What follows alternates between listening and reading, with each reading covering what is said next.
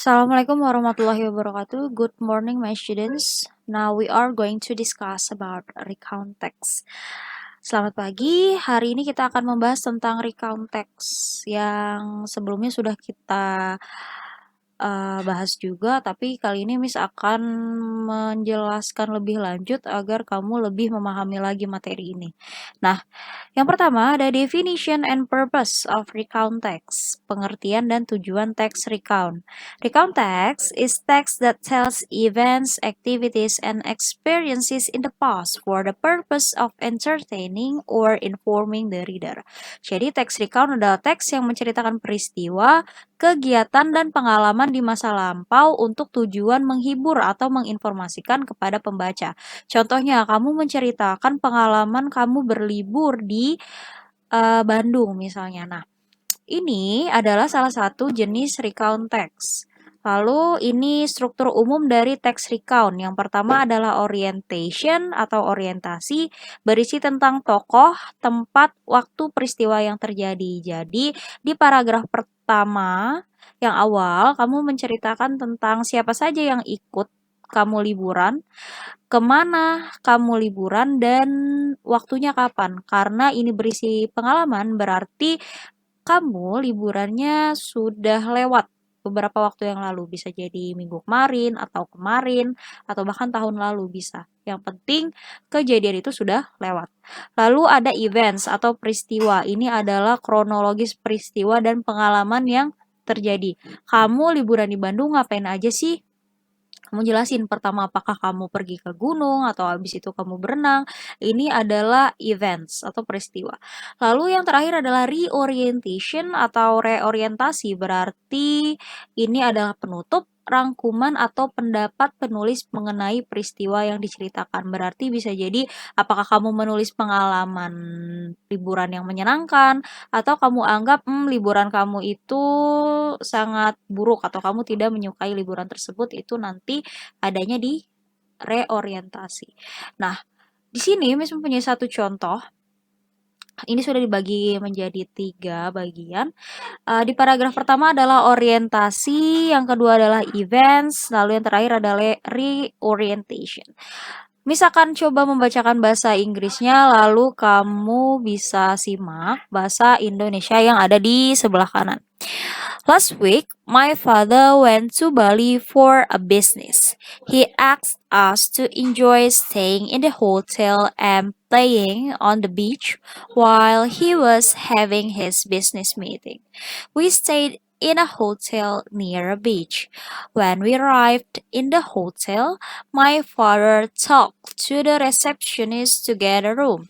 The clerk at the receptionist's desk gave my father the key of my room, and porter carried our bag along the corridor to our room. We got a big room on the 3rd floor. The room overlooked the sea. From our room, we could see waves breaking over the rocks. The beach was not crowded at that time. We saw children digging in the sand, looking for the seashells. Some boys were kicking a ball. Some groups of people were sitting in the deck chairs, lying on the sand under brightly colored umbrella.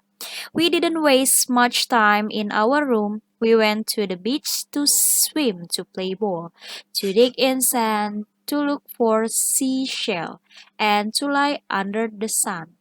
We really enjoyed the activity. Oke, seperti yang Miss sudah jelaskan tadi, orientation berisi tentang tokoh di mana peristiwa itu terjadi, pengenalan. Lalu di sini ada my father. Jadi ini ayahnya mengajak si penulis untuk pergi ke Bali. Lalu ini ada peristiwa-peristiwa dia ngapain aja sih selama di Bali. Nah, katanya dia mendapatkan kamar. Lalu dia ada pemandangan yang bisa dilihat dari jendela kamarnya, yaitu ada ombak. Lalu dia juga melihat beberapa kelompok orang yang sedang duduk di meja dan lain sebagainya. Lalu ada reorientasi di sini. Kami tidak membuang banyak waktu di kamar, katanya. Kami pergi ke pantai untuk berenang dan bermain bola, menggali pasir untuk mencari kerang laut, dan berbaring di bawah matahari. Kamu lihat di yang paling bawah sini, kami sangat menikmati aktivitas tersebut. Ini adalah kesimpulan dari liburan yang sudah dia jalani, apakah dia suka atau tidak. Nah, di sini ada kalimat kami sangat menikmati aktivitas tersebut. Berarti penulis menikmati liburannya. Nah, lalu yang terakhir ada characteristics or language features. Ini adalah karakteristik linguistik atau unsur kebahasaan yang digunakan di text recount.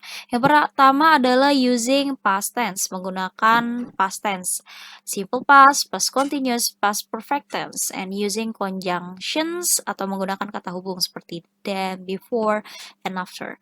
Kemudian before artinya sebelum dan after artinya sesudah. Nah, ini past tense adalah tenses yang digunakan di masa lalu. Jadi misalkan berikan contohnya di bawah. Tolong perhatikan baik-baik karena ini akan menjadi tugas kamu berikutnya. Contohnya ketika kamu ingin mengatakan bahwa kamu adalah seorang pelajar. Oke, ini student artinya adalah pelajar. Di sini adalah seorang. Contoh yang pertama, I am a student. Am di sini yang sudah Miss warnai warna kuning adalah to be namanya. Nah, to be, I pasangannya adalah am, he, she, it adalah is, we, you, they adalah are. Tapi ini adalah bentuk present atau bentuk sekarang. Kalau bentuk lampau dia berubah. I, he, she, it memakai was, you, we, they pakainya were. Bisa kamu lihat di sini contohnya di atas. Nah, yang pertama contohnya I am. I am a student. Aku adalah seorang pelajar. She is a student. She adalah dia perempuan. Dia perempuan adalah seorang pelajar. They are students. They artinya mereka. Nah, am untuk I, he, she, it adalah is, we, you, they untuk are. Nah, are di sini menyatakan bahwa ini adalah jamak subjeknya atau orangnya ya. Bisa jadi orang, bisa jadi tidak. Nah, kalau it di sini adalah dia. Tapi untuk kata benda bisa jadi buku, bisa jadi pintu, bisa jadi cuacanya mendung misalnya. Cuaca itu adalah kata gantinya it. Nah, it pakainya is. Nah, I am a student, she is a student, they are students. Setiap kata jamak berarti pakainya are, itu untuk yang present ya. Nah, karena kita di sini sedang membahas recount text, yang kita pakai yang adalah yang ini sebelah kanan. I, he, she, it ganti pakai was, you, we, they pakainya were. Contohnya di sini I am a student berubah jadi I was a student. Karena memang rumusnya I memakainya was. She was a student, she was. Nah, they were students. They pakainya were. Kalau di sini pakainya you, tetap pakainya were. Nah, ini adalah contoh kalau si it ini. Yang pertama ada it-nya, pakainya was. It was yellow. Itu berwarna kuning. Tapi ini bentuknya lampau ya. Berarti itu dulu pernah berwarna kuning gitu. Nah, kata ganti it kita rubah. Apa sih yang berwarna kuning? Bisa jadi pintu. Pintu bahasa Inggrisnya adalah door. Di sini ada the door. The door was blue. Pintunya berwarna biru. Berarti ini pernah berwarna biru. Jadi sekarang pintunya tidak lagi berwarna biru. Dipakainya was. Nah, kalau dia jamak atau banyak, lebih dari satu pintu ditambahin s di belakangnya jadi the doors. The doors pakainya were. Jadi semua yang lebih dari satu pakainya were. Tapi kalau dia cuma satu pakainya was, mau itu orang ataupun benda. Lalu next, ini adalah tugas. Yang pertama adalah yang terakhir Miss sudah memberikan tugas untuk activity 3 and 4 di halaman 36. Bagi yang belum mengerjakan silahkan dikumpulkan. Lalu untuk yang kedua adalah tugas yang akan Miss berikan pada hari ini yaitu activity 5 halaman 37. Nah, halaman ini di buku kalian mungkin bisa berbeda ya, 1 atau 2 halaman, tapi bisa jadi juga sama dengan buku yang Miss pegang. Nah, di sini sudah Miss berikan contoh. Ini activity 5, kamu bisa lihat di halaman 37. My mother kosong hungry. Nah, di sini my mother kita pakai was hungry. Kenapa sih Miss pakai was? Lalu kita lihat lagi rumusnya di sini. My mother itu perempuan. Dia perempuan, artinya dia perempuan itu adalah she. Makanya di sini kita pakainya was, bukan were. Nah, I artinya saya, he artinya dia laki-laki, she artinya dia perempuan, it artinya dia untuk kata benda, you artinya kamu, we artinya kita, they artinya mereka. Nah, di sini kamu tinggal dikerjakan dari nomor 1 sampai 10 menggunakan was atau were. Tinggal lihat si subjeknya yang awalnya saja ya. My father, the players, they, we, Minuk, the doors, the wind, they, the weather, dan my sister. Pasangannya apa kamu bisa lihat di sini. Oke, sekian dari Miss. Jika ada pertanyaan boleh ditanyakan karena kita ada waktu sampai jam 12.